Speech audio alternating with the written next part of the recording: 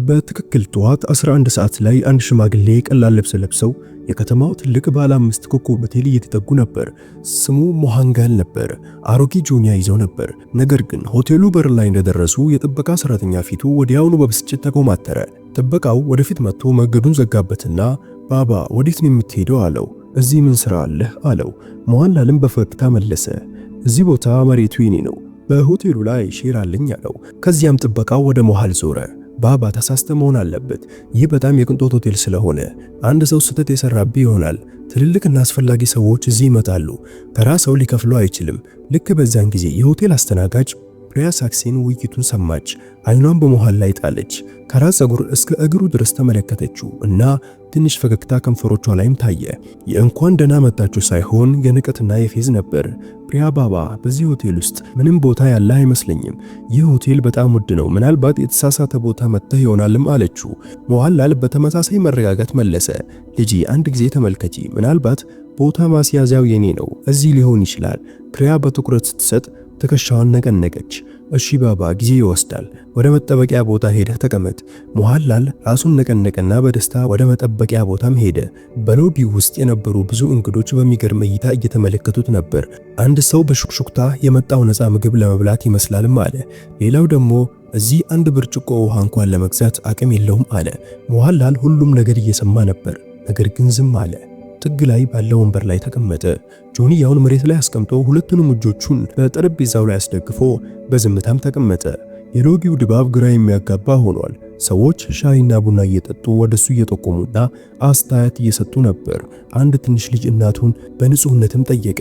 እማዬ ይህ አባባ ለምን እዚህ ተቀመጠም አላት። እሱ የሆቴል እንግዶች አይመስልም። እናትየው ለልጇ ልጅ ሁሌም የእድል ችግር ነው፣ እድል ከጎንህ በማይሆንበት ጊዜ ሁሉንም ሰው መታገስ አለብህ አለችው። ልክ በዚያን ጊዜ ፕሪያን እንደገና አለፈች። ለባልደረባዋ አስተዳዳሪ ምን ይላሉ ብዬ አስባለሁ አለች። እንደዚህ ያሉ ሰዎች እዚህ መቀመጥ አደገኛ ነው፣ የሆቴሉ ስም እየተበላሸ ነው አለችው። ባልደረባው ሳቀችና አይዞሽ እሱ ትንሽ ቆይቶ በራሱ ተነስቶ ይሄዳል አለችው። ሞንሃል ሁሉም ነገር ሰማ፣ ግን አንድም ቃል መናገር አልቻለም። አንድ ሰው ጥያቄውን እንዲሰማ ዝም ብሎ ይጠባበቅ ነበር። ሙሉ ሰዓት ተቀምጦ ቆየ። አንዳንዴ ሰዓቱን እየተመለከተ አንዳንዴ ደግሞ ወደ ተቀባይ ስፍራው እያየ አንድ ሰው መጥቶ ኦ ባባ ቦታ አስይዘዋል ይለዋል ብሎ ተስፋ አድርጎ ነበር። ግን ይህ አልሆነም። ሞሃንላል ቀስ ብሎ ወንበሩ ላይ ተደግፎ ተነሳ። ወደ ተቀባይ ስፍራ ተመለከተና ልጅ ስራ በዝቶብሽ ከሆነ አስተዳደርሽን ጥሪልኝ፣ ከእርሳቸውም ጋር አንዳንድ አስፈላጊ ነገሮች ማውራት እፈልጋለሁ አላት። ፕሪያ በውስጥ ምን ግንኙነት ይፈልጋል ብላ አሰበች። ከዚያም ባለመፈለግ ስልኩን አንስታ የሆቴሉን አስተዳዳሪ ቪክራም ሲንግ ደወለች። አቶ ቪክራም አንድ ሽማግሌ ሊያገኝ ይፈልጋል አለችው። ከሩቅ ሞሃንላልን ተመለከተና በስልኩ እየሳቀ እሱ በእርግጥ የኛ እንግዳ ነው ወይም ዝም ብሎ የገባ ሰው ነው አላት። ይቀመጥ፣ ትንሽ ይቆይ፣ በራሱ ይሄዳልም አላት። ፕሪያ ትዕዛዙን አስተላለፈችና ሞንሃልን ትንሽ ተጨማሪ ሰዓት እንዲቀመጥ ነገረችው። ሞንሃልም ትንፋሽ ወስዶ እንደገና ጥግ ላይ ባለው ወንበር ላይም ተቀመጠ። የሁሉም ሰው እይታ ጫና በትከሻው ላይም ነበር። ነገር ግን አይኖቹ አሁንም ያንኑ ትዕግስት ይዘውም ነበር። እውነት ሊደበቅ ይችላል ግን ሊቆም አይችልም እንደሚሉ ሁሉ ሞንሃል አሁንም ሎቢ ውስጥ ተቀምጧል፣ ማለትም ሆቴል ውስጥ ተቀምጧል። ጊዜው ቀስ ብሎ እየሄደ እያንዳንዱ ደቂቃ ለሱ እንደ ተራራ ከባድ ነበር። ልክ በዚያን ጊዜ አስተናጋጅ ፕሪያ ሳክሴን ወደሱ እንደገና መጣችና በደረቅ ድምጽ ባባ ትንሽ ተጨማሪ ደቂቃዎችን መጠበቅ ይኖርቦታል፣ አስተዳዳሪው አሁንም ስራ ላይ ናቸው አለች። ሞንሃል ፈገግ አለ። ራሱን ነቀነቀና እሺ ልጅ እጠብቃለሁ አለ። በዚያ ቅጽበት የሆቴሉ አስተዳዳሪ ቪክራም ሲንግ በቢሮ ውስጥ ተቀምጦ ከውጭ ሀገር ደንበኛ ጋር በስልክ እያወራ ነበር። ትዕቢት በፊቱ ላይ በግልጽ ይታይ ነበር። ስልኩን እንደዘጋ ከተቀባይ ስፍራው ፕሪያ እንደገና ደወለች። ፕሪያ አቶ ቪክራም ያ ሽማግሌ አሁንም በሎቢ ውስጥ ተቀምጧል፣ እባክህ አንድ ጊዜ አግኛቸውም አለች። ቪክራም ሳቀና ተቀምጦ ይቆይ፣ ትንሽ ቆይ፣ ይድከመውና በራሱ ይሄዳል። እንደዚህ ላሉ ከንቱ ሰዎች ጊዜ የለኝም አለ። ልክ በዚያን ጊዜ አንድ ጀማሪ ሰራተኛ ገባ። ስሙ ሱራጅ ቬርማ ይባላል። የሆቴል ሻንጣ ተሸካሚ ሞንሃልን አየ። በሎቢ ውስጥ ሁሉም ሰው እየሳቀበት ነበር። ነገር ግን ሱራጅ አይን ውስጥ ለሱ አክብሮት ነበረው። ቀስ ብሎ ቀረበውና ባባ ስንት ጊዜ ተቀመጣችሁ? ማንም አልረዳችሁም አላቸው። ሞንሃልም ፈገግ ብሎ ተመለከተውና ልጄ አስተዳዳሪውን ማግኘት እፈልጋለሁ፣ ግን ስራ የበዛባችሁ ይመስላልም አለው። የሱራጅ ፊትም ተኮማተረ። ባባ አትጨነቅ፣ አሁን እነግራችኋለሁ አለ። ሞንሃልም ራሱን ነቀነቀ። በጣም አመሰግናለሁ፣ ፈጣሪ ያክብርህ አለው። ሱራጅ በፍጥነት ወደ አስተዳዳሪው ቢሮም ሄደ። በሩ ላይ እንደደረሰ እንኳን ቪክራም ሲንግ ምንድነው ብሎ በእጁ ምልክትም ጠየቀ። ሱራጅ በአክብሮት አቶ ቪክራም አንድ ሽማግሌ በሎቢ ውስጥ ተቀምጧል፣ ሊያገኝህ ይፈልጋልም አለው። ቪክራም ቅንድሙን ከፍ አደረገና በቀዝቃዛ ድምፅ ሱራጅ ከከንቱ ሰዎች እንድትርቅ ስንት ጊዜ ነግሬህ ነበር። እሱ እንግዳ አይደለም፣ ስህተት ለመስራት የመጣ ሰው ሊሆን ይችላል አለ። ሱራጅ በቀስታ ግን አቶ ቪክራም እርሳቸው ከእርሱ ጋር አስፈላጊ ነገር ማውራት እንዳለባቸውም ተናግረዋል። ቪክራምም ሳቀ። አስፈላጊ ነገር? እዚህ ስንት ሚሊዮን የሚቆጠር የንግድ ልውውጥ እንደሚካሄድ ታውቃለህ እና አንተ እንደዚህ አይነቱን ባባ እንድገናኝ ትፈልጋለህ? ሱራጅም ዝም አለ፣ ግን በውስጡ አዘነ። ሰውን መልኩ አይቶ እንዴት ውድቅ ሊያደርግ ይችላል? አንድ ሰው ከፍተኛ ቦታ ላይ በመቀመጡ ሰብአዊነት መርሳት አለበት ብሎ አሰበ። ቪክራም በጥብቅ ድምፅ ሱራጅ ስራህን ስራ፣ ይህ ጉዳይ ለአንተ አይመጥንም አለው። ሱራጅም ራሱን አጎንብሶ መጣ። ወደ ሎቢው ሲመለስ ሞሃልን ተመለከተ። አይኖች ውስጥ ያለው ትዕግስት አሁንም ግልጽ ነበር። ሱራጅ ከእሱ አጠገብ ተቀመጠና ባባ ሞክሬ ነበር፣ ግን አስተዳዳሪው አሁንም ማንንም ማግኘት አይፈልጉም አለ። ሞሃልም ፈገግ አለና ትከሻው ላይ እጁን አስቀመጠ። ችግር የለውም ልጄ፣ የሞከርከው ለኔ በቂ ነው አለ። የሱራጅ አይኖች እንባ አቀረሩ። ይህ ሽማግሌ ተራ ሰው አለመሆኑም ተሰማው። በቀላልነት ውስጥ እንግዳ የሆነ ኃይል ተደብቆ ነበር። የሎቢው ድባብ አሁን የበለጠ ከባድ ሆኖ ነበር። የሰዎች ፌዝና ሳቅ፣ የሞሃል ዝምታ እና የሱራጅ ጭንቀት ሁሉም ተደምረው እንግዳ የሆነ ምስልን ፈጥረዋል። ወደ 1 ሰዓት ገደማ አልፎ ነበር። ሞሃል አሁንም በዚያ ወንበር ላይ ተቀምጦ ነበር። በቀስታ አይኖቹን ጨፍኖ ትዕግስት እውነተኛ ጥንካሬ ነው ብሎም አሰበ። ግን አሁን እውነት የሚገለጥበት ጊዜም ደርሷል። የሆቴሉ ሰዓት 12 ሰዓት ከ30 ሲል ሞልሃልም ዝም ብሎ መቀመጥ አልቻለም። በትሩንም አነሳ። ጆንያውን በትከሻው ላይ አንጠልጥሎ ወደ ተቀባይ ስፍራውም ሄደ። በሎቢ ውስጥ የተቀመጡ ብዙ ሰዎች እንደገና ፈዙበት። አዩት። ባባ አሁን ከአስተዳዳሪው ጋር ሊጣላ ነው። ተቀባይ ስፍራ የቆመችው ፕሪያ ሳክሲን እየመጣ ሲያይ ተበሳጭታ ባባ ጠብቅ ብዬህ አልነበረም? አስተዳዳሪው አሁንም ስራ ላይ ናቸው አለች። ሞሃልም ተመለከተና በለስላሳ ድምፅ ልጄ በበቂ ሁኔታ ጠብቄያለሁ፣ አሁን ራሴ አናግራቸዋለሁ አለ።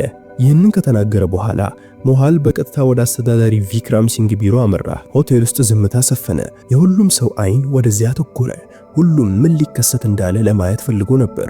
ሞሃል የቢሮ ወንበር እንደከፈተ ቪክራም በኩራት በሚሽከረከረው ወንበሩ ላይ ተቀምጦ ነበር። ቅንድቡን ከፍ አደረገና ኦ ባባ ንገረኝ፣ ይህን ሁሉ ግርግር ምንድነው?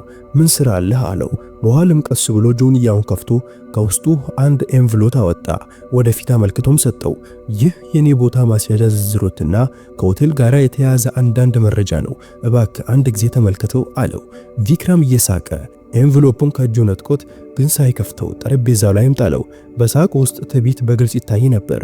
ባባ የአንድ ሰው ኪስ ባዶ ሲሆን ስለ ትላልቅ ነገሮች እንደ ቦታ ማስያዝ ማውራት በፍጹም ከንቱ ነው። እንደ አንተ ያሉ ሰዎችን ፊት ማየት ብቻ ምንም እንደሌለ አውቃለሁ። ይህ ሆቴል ላንተ አይመጥንም፣ ከዚህ ብትሄድ ይሻልሃልም አለው። ሞንሃልም አይኑ ውስጥ ተመለከተው። ድምፁ አሁን ጥልቅና ከባድም ይሆናል። ልጄ ሳታይ እንዴት ወሰንክ? እነዚህ ወረቀቶች ቢያንስ አንድ ጊዜ ተመልከታቸው። እውነት ብዙ ጊዜ የሚታይ ወረቀት አይደለም። ቪክራም ወንበሩ ላይ ወደ ኋላ ዘንበላልና በኃይል እየሳቀ ባባ ምንም ወረቀት ማየት አያስፈልገኝም። ይህን ሆቴል ለዓመታት አስተዳድሬዋለሁ። ሰዎችን ፊት ማየት ብቻ ምን አቅም እንዳለው ለይቼ አውቃለሁ። ፊትህ ምንም እንደሌለህ ነግሮኛልም አለ። ይህንን ሲሰሙ ሆቴል ውስጥ የተቀመጡ አንዳንድ እንግዶችን መሳቅ ጀመሩ። ሞንሃልም በጥልቅ ተነፈሰ። ኤንቭሎፑ ጠረጴዛው ላይ ያስቀመጠና በተረጋጋ ድምፅ እሺ ስላልተረዳ እኔ እሄዳለሁ፣ ለሰራው ነገር ውጤት እንደምትከፍል አስታውስ። ይህንን ከተናገረ በኋላ ወደ በሩ አመራ። ከኋላ የተቀመጡት እንግዶች በሹክሹክታ ዋው አስተዳዳሪው ትክክለኛ ነገር አደረገ፣ እንደዚህ ያሉ ሰዎች እዚህ ትምህርት ማግኘት አለባቸው አለ። ሞሃልም ከሆቴሉ ወጣ። ተርፋፋ የእርምጃና የጎበጠ ጀርባው በጠቅላላ ሰራተኞች መካከል እንግዳ የሆኑ ዝምታን ትቶ ሄደ። ግን ቪክራ ወንበሩ ላይ ተቀምጦ ፈገግ አለ። ፊቱ ላይ የኩራትና የንቀት ድብልቅ ስሜት ነበር። ይህ በእንዲህ እንዳለ የሻንጣ ተሸካሚ ሱራጅ ወደ ኤንቭሎፑ አመራ። በቀስታ አነሳውና በዝምታ ወደ ሰርቨር ኮምፒውተርም ሄደ። በኮምፒውተር ስክሪን ላይ ገብቶ ፋይሎቹን መክፈት ጀመረ። በኤንቭሎፕ ውስጥ በተጻፉት ዝርዝሮች መሰረት በስክሪኑ ላይ ያለው መረጃ ሱራጅን ሙሉ በሙሉ ማናወጠው። መዝገቡ በግልጽ ሞንሃልን የሆቴል 65% ድርሻ ባለቤት መስራች አባልም ይላል። የሱራጅ እስትንፋስም ጨመረ። ወዲያውኑ ሪፖርቱን አተመ። ወረቀቱን በእጁ ይዞ ወደ አስተዳዳሪው ቢሮም ሮጠ። ውስጡ ቪክራም አሁንም ከደንበኛ ጋር በስልክ እያወራ ነበር። ሱራጅ በቀስታ አቶ ቪክራም ይህን ሪፖርት ተመልከት፣ እዚህ የመጡት ሽማግሌ ናቸው። እርሳቸው የኛ ሆቴል የእውነተኛ ባለቤት ናቸው አለ። ቪክራም ስልኩን ዘጋ። ወደ ሱራጅ ተመለከተና ቅንድቡን ከፍ አደረገ። ሱራጅ ስንት ጊዜ ነግሬህ ነበር፣ እንደዚህ ያሉ ሰዎች ሪፖርት አልፈልግም። ይህ ሁሉ ከንቱ ነው። ሱራጅ እንደገና ሞከረ። ግን አቶ ቪክራም ይህ ሪፖርት ሞንሃል የኛ ሆቴል ባለቤት መሆናቸውን በግልጽ ይናገራል። ስህተት ከሰራን ቪክራም ንግግሩን አቋረጠው። ሪፖርቱን ወደ ራሱ አነሳና ተመለከተ። ከዚያም ሳያነባው ወደ ሱራጅ መለሰለት። ድምፁ ከበፊቱ የበለጠ ትዕቢተኛ ነበር። ይህንን ሁሉ ከንቱ ነገር አልፈልግም። ስራህን ስራ ብዬህ አልነበረም? ይህ ሆቴል የሚሰራው በእኔ የአስተዳደር ክህሎት ነው፣ በአንዳንድ አሮጌ አባባ ልመና አይደለም። ሱራጁም ደነገጠ። በፊቱ ላይ ትልቅ ጭንቀት ይታይም ነበር። ሪፖርቱን በእጁ ይዞ ወጣ። ወደ ሆቴሉ ሲመለስ ሞንሃልን አስታወሰ። የአይኖቹ ጥልቀት፣ ትዕግስት። ይህ ጉዳይ ከሆቴል አልፎም የሰብአዊነት ፈተና እንደሆነም ተሰማው። ቀስ በቀስ ምሽት መሆን ጀመረ። እንግዶች ወደ ክፍሎቻቸው ሲሄዱ፣ ሰራተኞች በስራቸው ተጠመዱ። ግን በሱራጅ ልብ ውስጥ ያለው ሁከት ጨመረ። ነገ የዚህ ሆቴል ምስል የሚቀየር መሆኑን እርግጠኛ ነበር። በማግስቱ ጠዋት ያለው ሁኔታ ፍጹም የተለየ ነበር። በሆቴል ውስጥ በሁሉም ቦታ ውጥረት ነበር። ሰራተኞች በሹክሹክታ እያወሩ ነበር። አንድ ሰው ትናንት የመጡት ባባ አንድ ትልቅ ነገር የያዘ ይመስላል አሉ። ሌላው አዎ የሆቴል ትልቅ ድርሻ ባለቤት እንደሆነ ሰምቻለሁ ብሎ መለሰ። ይህ ዜና ቀስ በቀስ በመላው ሆቴልም ተሰራጨ። ግን አሁን ማንም በእርግጠኝነት አላመነም። በሁሉም ሰው አእምሮ ውስጥ ጥያቄ ነበር። ያ ሽማግሌ በእርግጥ የዚህ የቅንጦት ሆቴል ባለቤት ሊሆን ይችላል? ከጧቱ 4 ሰዓት ተኩል የሆቴሉ ድባብ በድንገት ተለወጠ። ከሆቴል ዋና በር በኩል ቀለል ያለ ልብስ የለበሰ ሰው ሽማግሌ ሞንሃልም ገቡ። ግን በዚህ ጊዜ ብቻውን አልነበረም። ከእርሳቸው ጋር ልብስ የለበሰ አንድ ባለስልጣን ነበር። በእጁ ጥቁር ፖስታ ይዞ። የሁሉም ሰው አይን በቅጽበት ወደዚያ አቅጣጫ አተኮረ። ጥበቃው፣ አስተናጋጁ፣ ሁሉም ሰው በዝምታ ቆመዋል። ትላንት በሰዎች ፊት ችላ የተባለው ሰው ዛሬ በሆቴል ውስጥ እንደ ንጉሥ እየገባ ነበር። ሞንሃል በቀኝ እጁ ምልክት ሰጠ። አስተዳዳሪውን ጠራ። ድምፁ አሁንም ምንም ልስላሴ አልነበረውም፣ ይልቁንም የትዕዛዝ ጥንካሬ ነበር። ትንሽ ቆይቶ ቪክራም ሲንግ ወጣ። በፊቱ ላይ ትንሽ ፍርሃት ነበር፣ ግን ትዕቢት አሁንም አልጠፋም። ግማሹ ፈገግታ አሳይቶ ኦ ባባ ተናገሩ፣ ዛሬ እንደገና መጣችሁ። ሞንሃል አይኑን ውስጥ ተመለከተውና በቀዝቃዛ ድምፅ ቪክራም ሲንግ ለሰራው ነገር ውጤት እንደምትከፍል ትናንት ነግሬህ ነበር። ያ ቀን ዛሬ ደርሷል። ቪክራም በቁጣ እየተንቀጠቀጠ ማነህ አንተ የምታባረኝ? ይህንን ሆቴል ለዓመታት ስሰራበት ቆይቻለሁ አለ። ሞንሃል ጮክ ብሎ ይህንን ሆቴል እኔ ነኝ የገነባሁት። መሰረቱ የተቀመጠው በእኔ ልፋት ነው። አንድ አፍታ ውስጥ ከውጭ ላሳይህ እችላለሁ፣ ግን እንደ ቅጣት የሜዳ ስራ ተሰጥቷል። አሁን ሌሎችን ታስደርግ የነበረውን ስራ ትሰራለህ። ሞንሃል ሱራጅን ወደሱ ጠራው። ትከሻው ላይ እጁን አስቀምጦ ገንዘብ አልነበረህም፣ ግን በልብ ውስጥ ሰብአዊነት ነበር። ያ እውነተኛ ብቃት። ለዚህም ነው ይህንን ቦታ የምትገባው፣ ለዚህ ቦታ የምትገባው አንተ ነህ አለው።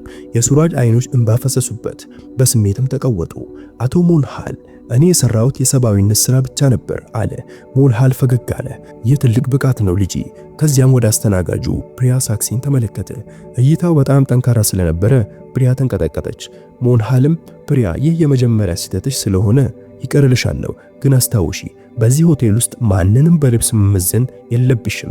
እያንዳንዱ ሰው እኩል ነው አላት። ፕሪያ እጆቹን አጣጥፋ እያለቀሰች ይቅርታ አድርጉልኝ፣ ከዚህ በኋላ በጭራሽ አይከሰትም አለች። ሞንሃል ዙሪያውን ተመለከተና በታላቅ ድምፅ ሁላችሁም ስሙ፣ ይህ ሆቴል የሀብታም ብቻ አይደለም። እዚህ ሰብአዊነት እውነተኛው መለያ ይሆናል። ሀብታምና ድሆችን የሚለይ ማንኛውም ሰው በዚህ ቦታ መቆየት ብቁ አይሆንም አለ። ሆቴል ውስጥ የነበሩ እንግዶች በታላቅ ጭብጨባ ጨበጨቡ። ሁሉም ሞንሃልን በአክብሮት እየተመለከቱትም ነበር። ትላንት ንቀት የሰጡት ዛሬ በፊቱ አጎነበሱ። በመጨረሻም ሞንሃል እውነተኛ ሀብት በገንዘብ ሳይሆን በአስተሳሰብ ነው። አስተሳሰብ ትልቅ ከሆነ ሰውየው ራሱ ትልቅ ይሆናል አለ። ይህንን ከተናገረ በኋላ ከባለስልጣኑ ጋር ከሆቴሉ ወጣ። ከኋላ የቆሙ ሰራተኞችና እንግዶች ረጅም ጊዜም እሱን እየተመለከቱ በልባቸውም ባለቤት እንደዚህ ሊሆን ይገባል፣ ለሌሎች ሰብአዊነት እንጂ በልብሳቸው የማይለይ ብሎ አሰቡ። ከዚያ ቀን በኋላ የሆቴሉ ድባብ ሙሉ በሙሉም ተለወጠ። ሰራተኞች አሁን እያንዳንዱ እንግዳ በአክብሮት ይይዛል። ሰዎች ሞንሃል ሆቴል ብቻ ሳይሆን የሰብአዊነት መሰረትንም ጨምሮ ነው የጣለውም ይላሉ። የዛሬው ታሪካችን ይመስል ነበር። እንዴት ተመለከታችሁት? እናንተ በሽማግሌው ቦታ የምትሆኑ ምን አይነት ውሳኔ በእሱ ላይ ተወስኑ ነበር? ሐሳባችሁን ኮሜንት ላይ መስጠት እንዳትረሱ። በሌላ ቪዲዮ አገኛችኋለሁ።